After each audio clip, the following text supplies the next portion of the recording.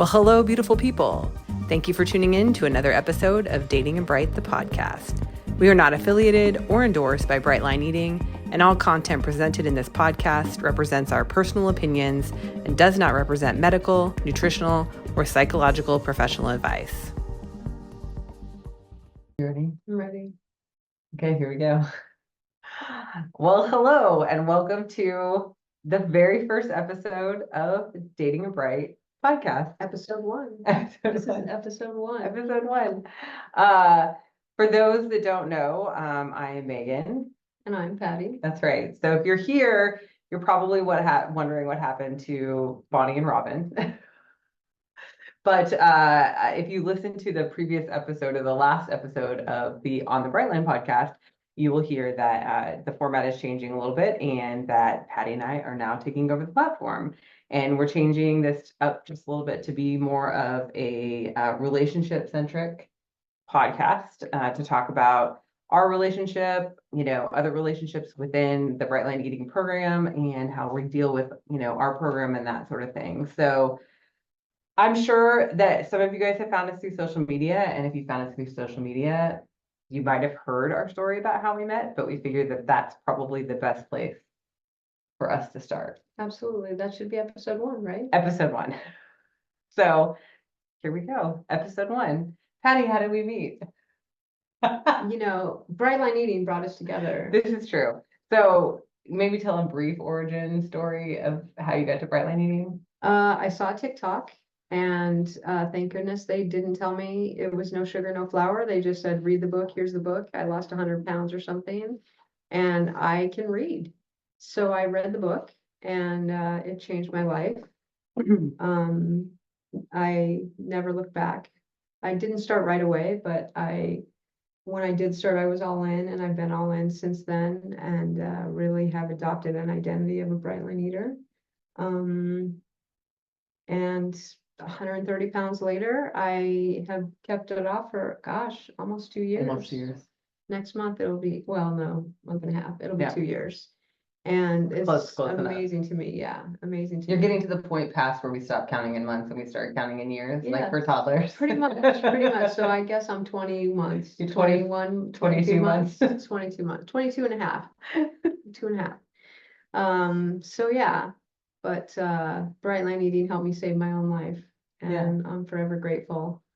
And I immerse myself in the community. I love the community, and I know no one's ever heard me say that before. For those that don't know, she says it almost every day, how much she loves this community, just so you know, almost every day. Pretty much. Sometimes I miss a day, but it's rare.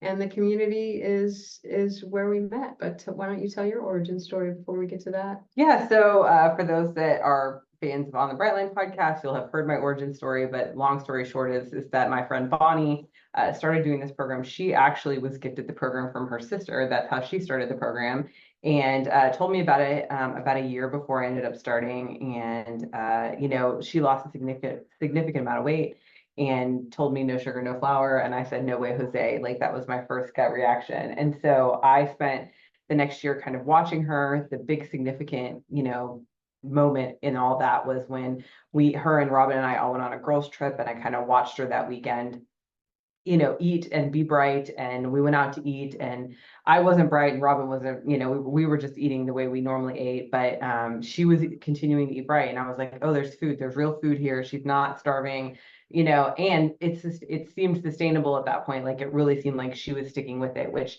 she hadn't done in the past with other diets. So I was like, okay, maybe this is a thing.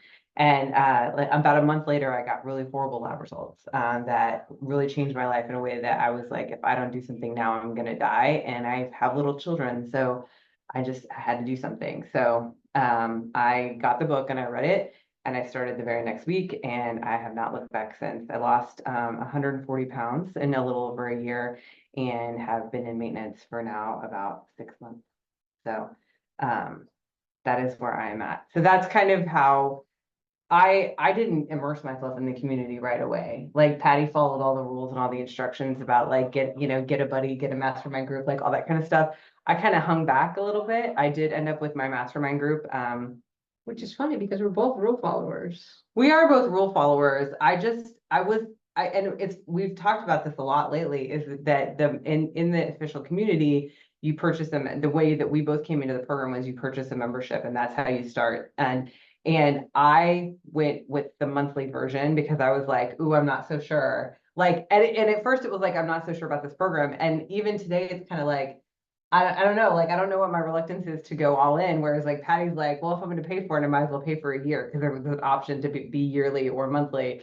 And you save a little bit of money if you go yearly. But it's just like, that's just the difference in like who we are. Like, I just was a little bit like, ooh, I don't know about this. Like, I'm, a little reluctant. And so I didn't go all in. So it took me a little while.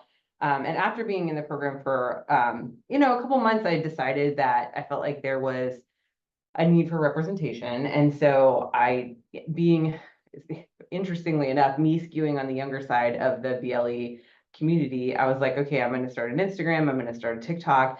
And then the podcast grew out of that too. It was kind of an idea that Bonnie, Robin, and I had, was to do a podcast. And so the podcast is actually kind of the beginning, but not really the beginning. Well, I guess it is the beginning, because someone reached out to me from an unofficial support group that Patty attends almost every day, and asked if I would come join, knowing that she asked me if I was Meagan from the podcast. And I was like, yes, I'm Meagan from the podcast. She's like, oh, well, you should come to our unofficial meeting. And I was like, well, I thought it was 12 steps. So I was reluctant, just because I was like, I've not ever been in a 12-step program before. I didn't know anything about it. So I was like, I don't know if that's where I belong or not. And she just encouraged me that it was just a really open, safe place to share and come, find support. So I said, okay. And I showed up. Now she's got to talk. Yeah, yes, yes.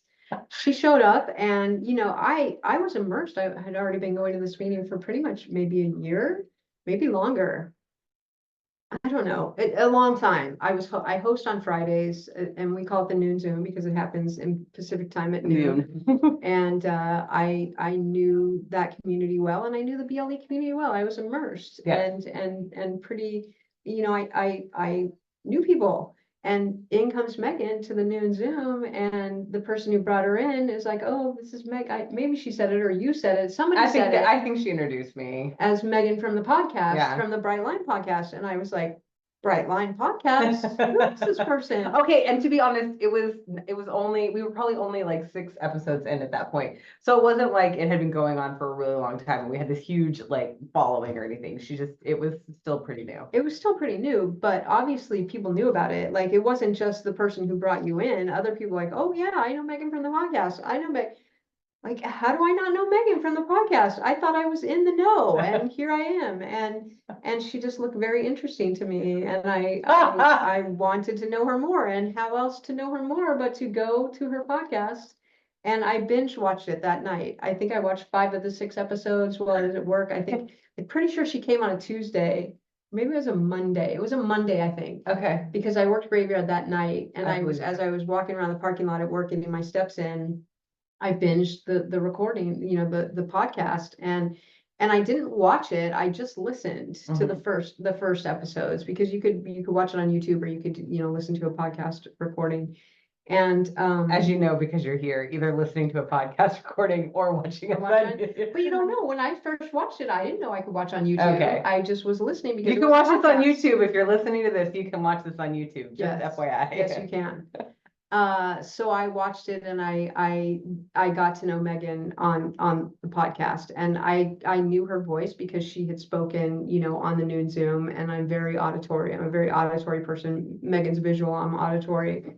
But I picked out her voice, and I knew there were other people speaking, but I was just focused on Meagan and getting to know her through this. And then I waited for her to come back, because I felt like I knew her, and she obviously knew me because I was listening to the podcast. So she didn't come back right away. It was a few days. Yeah. And when she finally came back, you shared, I don't know, you spoke something, said some words. I have no idea. And I immediately raised my hand, which I rarely do on the noon Zoom, because I wanted to follow her. Everyone gets to share on that support meeting. So, and I questioned her, like, why are you not greeting me and speaking to me like we're best friends? Because we're best friends now. And what's going on? Why are you not talking to me like we are best friends? And I think I kind of like threw her a little Well, bit. my initial gut reaction was, who is this person and why are they speaking to me like they know me? Because I had seen her on I almost said episode. They are like They're little episodes. like episodes Yeah. of one previous meeting, and she was like, we're best friends now. And I was like, oh, okay, we're best friends now. I was like, that's very odd, but okay. And so, yeah, I mean, obviously it stuck in my mind, like that stuck in my mind. And then we continued to see each other, just Occasionally on the occasionally news on Zoom. this, we Yeah, would run on the into each Zoom other group. that way. But there was no other intersection at that point of Mhm. our lives. Like it was just periodically when we would both be there. I think Fridays you host, so like I would be there on Fridays. Well, you came on Maybe Fridays. I did.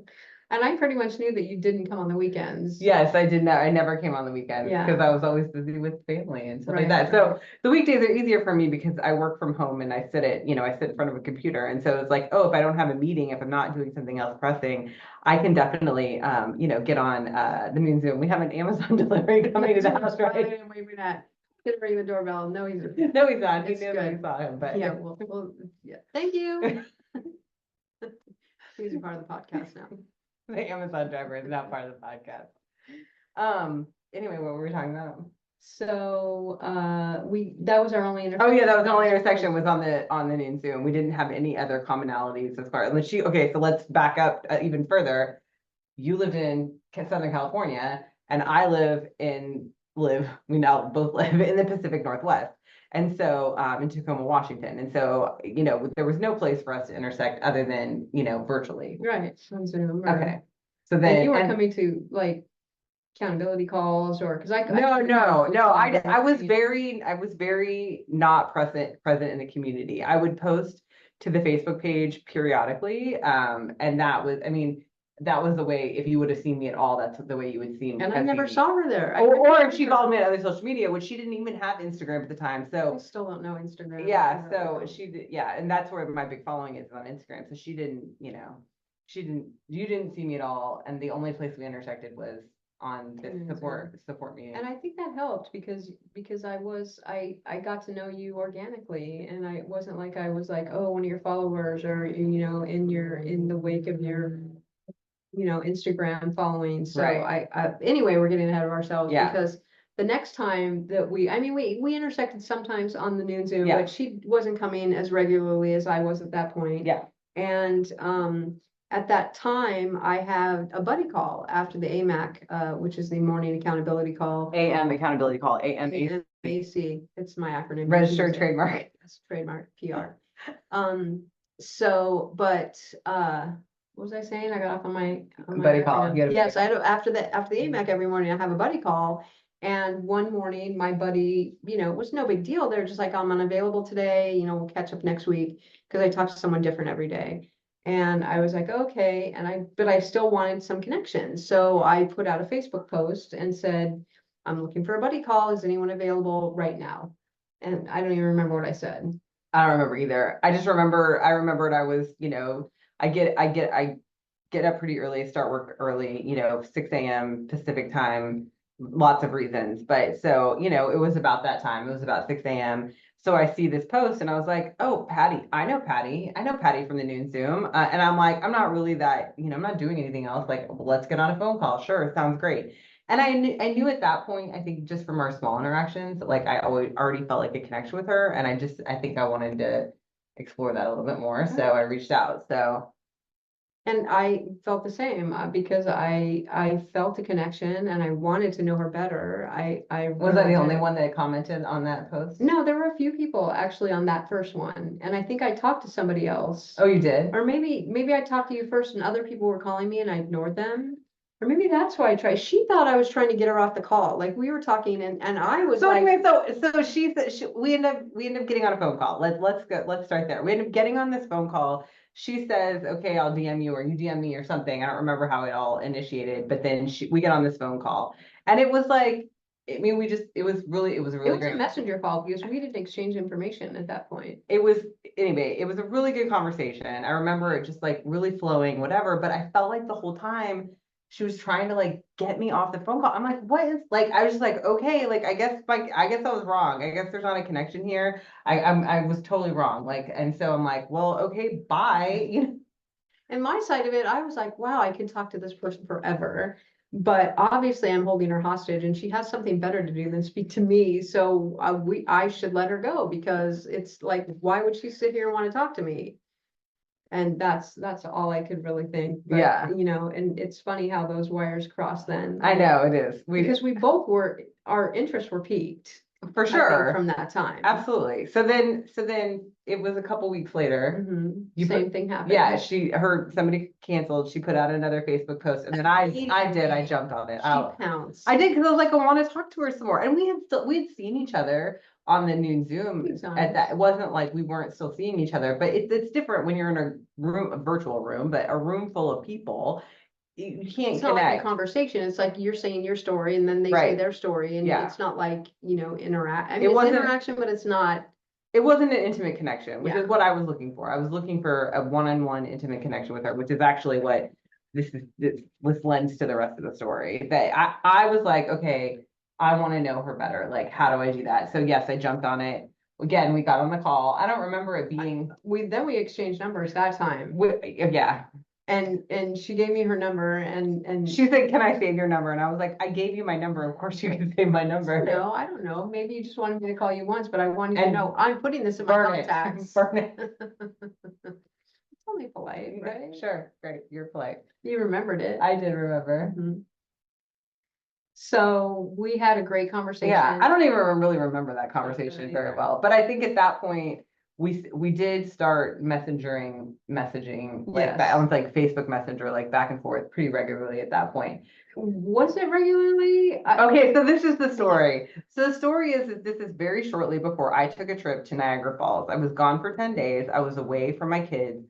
And it was the first time I think I had done any kind of lengthy long-term travel like that in Bright Line Eating. And so it was, you know, it was an effort because it was like I was going to a conference and I had like, you know, it was like convention food, you know, some eating out, staying in a hotel, like how do I do breakfast, all this kind of stuff. And I was like, I was talking about it for days on the new Zoom to get support. before. So this is in my head, like yeah, she's going on a trip. Right, trying to get support for this and like trying to, you know, make sure I have a really good action plan of how to execute this really well. I thought I'm golden. Like I've got this. I flew in like and got in at midnight, woke up at 6 a.m. the next day to get an Uber to go to the grocery store. Like I was rocking and rolling. I start getting texts daily from Patti about like, how's your program? How you doing? What'd you have for dinner? Did you get enough protein? Are you hungry? And I'm just like, what did I say to this lady to make her think that I'm going to totally screw up? Because that's how it felt to me. It felt to me like she was really concerned that I was not going to stay bright while I was on this trip, which it's funny now. But at the time, I'm just like, what is your problem? Like, I don't understand. And from my perspective, she's been talking about this on the noon Zoom for a few days. I don't know, maybe a week, because she needed support. She got it. And I'm like, this is my in. I can ask her about this because I know she's going somewhere. I know she's like rocking her program. And so I text her, and I text you first, like every day. Many days. Every day of this concert, many days. She never texted me. I mean, she always answered me, of course. Yeah. But I never got an unsolicited text from her. Yeah. I was like texting the first time and I'm in my head, I'm like, Patti, you can't text her first again. Yeah. Like, how many times are you going to text her first? She's not texting you, you know, like thinking of you any other time except when you text. Yeah. So stop it. And then the next day would come and I'd be like, how's your program? What's happening? Yeah. Are you okay? But honestly, too, I will say this, and that I don't even know this is something that I had like shared with you. I felt very seen in that time, even though I was feeling like you thought I was good. Like I was like, I thought she was gonna break, and I had like no. Yeah, but I just at that point, like I just felt really seen. Like I felt like, oh, here's someone who's seen me, who's heard, and who is concerned about me and my program. Again, I was like, why is she so concerned about my program? But like it felt good to be seen. So that was, right before Thanksgiving time. And then here comes the holidays, and now my mom and dad live here in the Pacific Northwest, but at the time they didn't, and so they'd always come for a couple weeks during the holidays, and so I would just, I would lose all sense of, privacy and like really just any kind of normal routine when they were here, because it just, I was off work, and so I wasn't attending the noon Zoom, because like it's my catalyst for that was I'm sitting in front of my computer working. If I don't have a meeting, what else am I going to do? And sorry to all the noon Zoomers out there, but sometimes I do work while I'm on that call. It's like I can listen, and I can listen and work, or, do what I need to do. And so it's like, I wasn't on for, it was almost 2 weeks. You also lost your office space. I did, yes, because that was, my office used to be in our spare room, and so they were there. So, yeah, so I didn't have a place to go to be like alone, to talk on the phone, to, to do anything like that. And so, I missed her a lot. yeah, so we just didn't have a connection. Oh, there's an alarm going off. And just so everybody knows, this happens it's text Maria. Text Maria. Maria. That'll be a little Easter egg for those listening. Anyway, so yeah, so what were we saying? Oh yeah, so Christmas. And so right after the holidays were over, I texted her, and I was just like, I miss you. I miss your face is what I said. I miss her face. And because I did, like, I just had missed the connection that we had, whether that was like seeing each other on the noon Zoom, or whether that was, just the texting, because the texting back and forth. We weren't really talking on the phone at that point at all. We were still just even though we, or did we switch to text after we switched numbers? I think we were on Messenger for a while. We were on Messenger. Yeah, we were on Messenger for a while. Until we hit Marco Polo. Right. Which is really the next chapter. Right. The next chapter is Marco Polo. How are we doing on time? Should we say episode 2 for that? Or yeah, sure. We'll do episode 2 since because that's a big one. Someone's also coming in the door, so we should stop recording now. Somebody's coming in the door. Yes. So that's the end of episode 1. To be continued on the Patti and Meagan story. Bye-bye. Oh, did I get in that? It's perfect. You're in it now. And that's the show. Thank you for tuning in. If you would like to contact us, you can email us at pattyandmeagan@gmail.com or hit us up on any of our socials. Have a beautiful, bright day.